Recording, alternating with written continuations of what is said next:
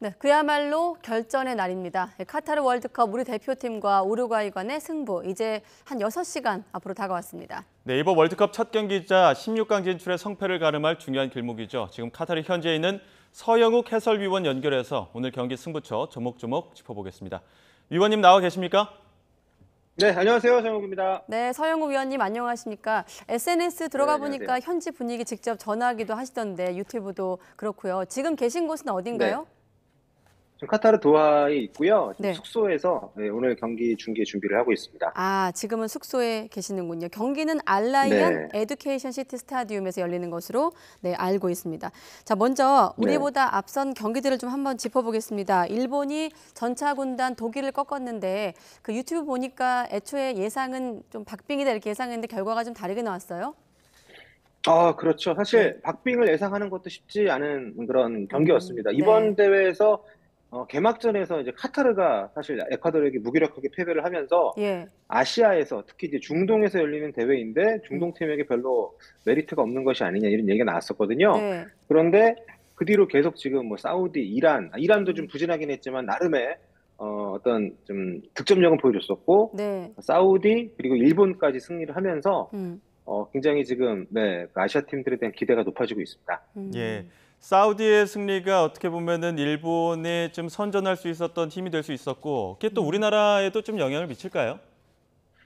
네, 뭐 사실 이게 뭐랄까 좀 다 개별적인 사안이죠. 뭐 예. 다른 아시아 팀이 잘했다고 그게 다른 아시아 팀들에게 직접적인 영향을 주는 것은 아니지만 네. 심리적으로 축구에서 이제 강국이 있고 약소국이 있기 마련인데 그 경계가 굉장히 희미해지고 있고 전체적으로 좀 평준화되고 있다는 어떤 인상을 주고 있기 때문에 네. 아무래도 팬들이 응원을 할 때 낙심을 하면서 어차피 안 될 거라는 생각보다는 좀 더 가능하다는 생각하고 응원전을 좀 해주실 수 있고 네. 선수들 역시도 지난번에 우리가 이제 2018년 러시아 월드컵 때그 독일을 잡지 않았습니까? 그런 네. 기억들과 묶어서 정말 누구든 축구에서는 못 이기는 팀이 없다. 이런 생각을 좀 공유하는 분위기를 만들 수는 있는 것 같습니다. 네, 지금 자막처럼 사우디가 아시아 최초로 본선에서 아르헨티나를 꺾고 사실 역사적으로 아시아 국가가 뭐 개인기를 앞세운 남미 축구 약한 게 사실인데 전문가로서 뭐 아직 시작입니다만 이번 월드컵 초반에 아시아 국가들의 어떤 돌풍을 좀 어떻게 평가하십니까? 전반적으로? 네, 일단 준비들을 다 잘 해왔다고 생각이 예. 되고요. 뭐 사우디가 아르헨티나를 잡을 때에도 옵사이드 트랩을 굉장히 잘 썼고 예. 이번에 일본 같은 경우에도 독일에게 사실 전반전은 일방적으로 밀렸었거든요. 그런데 이제 하지메 감독이 독일 분데스리가에서 뛰는 선수들을 이번에 8명을 데리고 왔습니다. 그 네. 선수들을 골고루 또 기용을 하면서 독일 축구에 기죽을 리가 없잖아요. 독일에서 네. 매번 독일 선수들을 만나는 그런 선수들로 구성이 되어 있으니까 그 선수들을 앞세워서 전술적으로 굉장히 묘책을 꺼냈고 그게 또 주요하면서 승리를 했기 때문에 네.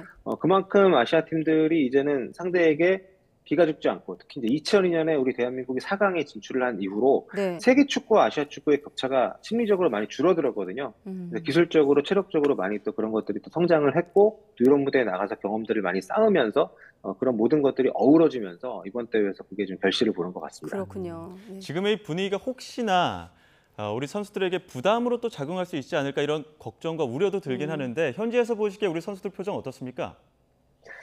네, 지금 분위기는 굉장히 좋고요. 무엇보다 주장이자 대한민국 역대 뭐 살아있는 레전드라고도 할 수 있는 손흥민 선수가 사실 이달 초에 부상을 좀 당하면서 좀 네. 안팎으로 우려가 좀 많이 있었는데 솔직히 지금 뭐 어느 정도 뛸 수 있을지는 모르겠습니다. 벤투 감독이 출전을 시킬 수 있다라고 얘기는 했지만 선발로 나올지 뭐 교체로 나올지 아니면 정말 뭐 트릭인지 현재로서는 알 수 없지만 네. 어쨌든 손흥민 선수가 부상에도 불구하고 굉장히 심각한 부상임에도 불구하고 캠프에 합류를 해서 팀 분위기를 이끌고 선수들을 독려하는 것 자체가 굉장히 우리 팀의 어떤 첫 경기를 앞둔 그런 분위기를 만드는 데는 아주 도움이 많이 되고 있거든요. 네. 그래서 그런 부분에서는 우리가 좀 기대를 걸어도 좋지 않나 이런 좀 믿음을 갖고 있습니다. 네, 우루과이 감독이 이런 말 했더라고요. 손흥민 선수의 부상을 약점으로 이용하지 않겠다. 이런 한마디 네. 한마디 대목이 좀 민감하고 걱정이 될 만큼 이 손 선수의 어떤 부상이 걱정이 되는데 전문가로서 좀 어떤 시점에 어떻게 좀 감독이 활용할 것으로 예상할 수 있을까요? 손흥민 선수?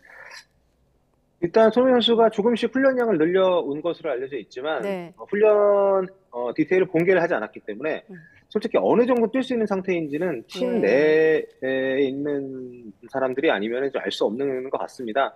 그래서 상대 팀 역시 그 부분에 대해서 좀 확신할 수 없을 것 같고요. 네.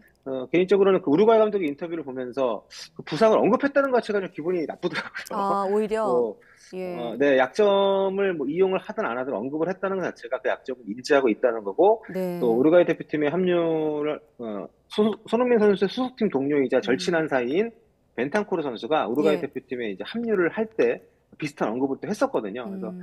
계속 그 언급을 하고 있다는 것 자체는 그렇게 좀, 바람직한 오히려. 우리 입장에서 보면 네, 예. 반가운 얘기는 아닌데 아무튼 그런 좀 핸디캡이라면 핸디캡을 우리가 안고 있는 것은 이제 분명한데 네. 과연 손흥민 선수의 몸 상태가 어떤지를 저희가 지금으로서는 뭐 속단할 수가 없기 때문에 음. 그리고 이제 월드컵으로 끝나는 게 아니잖아요. 손흥민 선수의 네. 선수 생활이. 그래서 최대한 손흥민 선수가 무리하지 않는 선에서 음.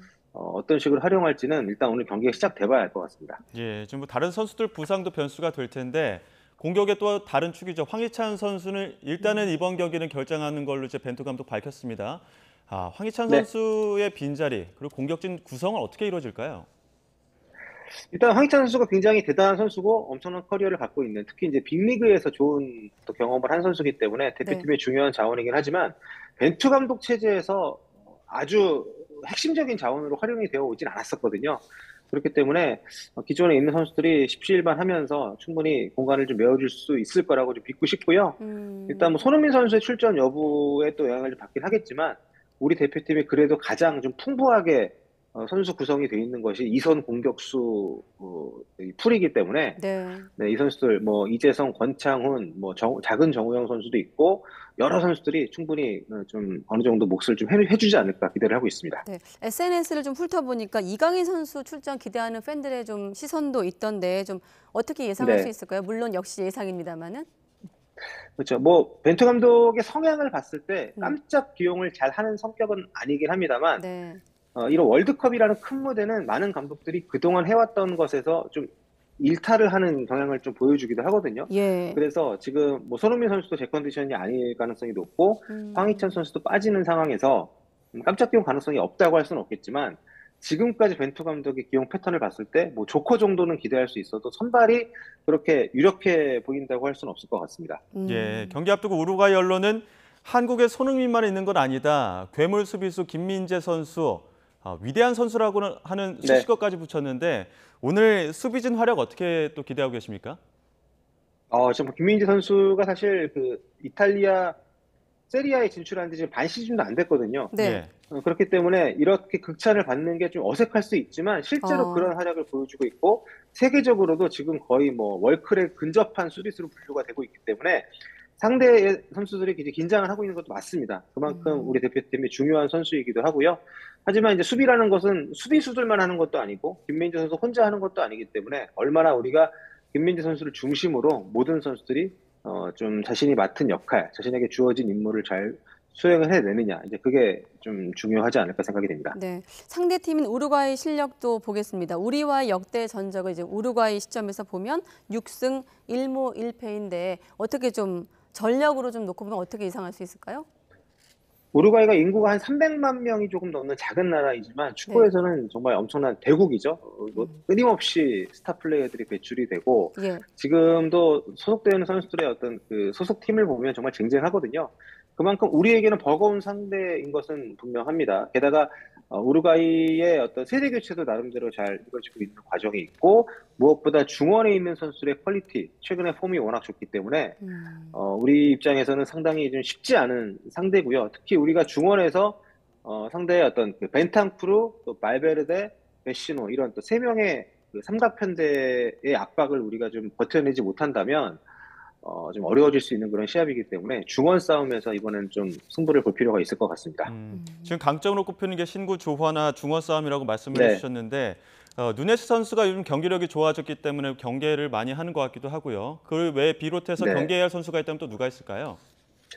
네, 말씀하신 누네스 선수가 이제 리버풀의 이제 공격수고 상당히 피지컬적으로 탄탄한 체격 조건이 187의 아주 큰 선수인데 스피드도 어마어마합니다. 네. 근데 이 선수가 최근에 이제 그 훈련을 따로 하는 장면이 포착이 돼서 예. 몸 상태가 좋지 않지 않느냐는 얘기도 있기는 한데 일단 이건 좀 뚜껑을 열어봐야 아는 것이고요. 아무튼 누네스 선수의 그런 왼쪽 측면을 주로 활용하는 돌파, 우리 입장에서는 좀 조심을 좀 해야 될 것 같고, 예. 그리고 아무리 나이가 많이 들었다 하더라도 A매치에서 뭐 68골 넣고 있는 루이스 수아레스 선수, 네, 우리 입장에서는 이런 또 베테랑 선수들이 큰 경기에서는 또 의외의 한방들을 많이 터뜨리기 때문에 우리 입장에서는 굉장히 경계해야 될 상대라고 생각이 됩니다. 네, 지금 주전 공격수들의 빈자리가 예상되면서 또 다양한 선수들이 일단 언론에서 뭐 아시겠지만 거론되고 있는 상황에서 혹시 언론이 주목하지 않고 있지만 서 위원님께서 주목하고 있는 선수가 있을까요? 따로?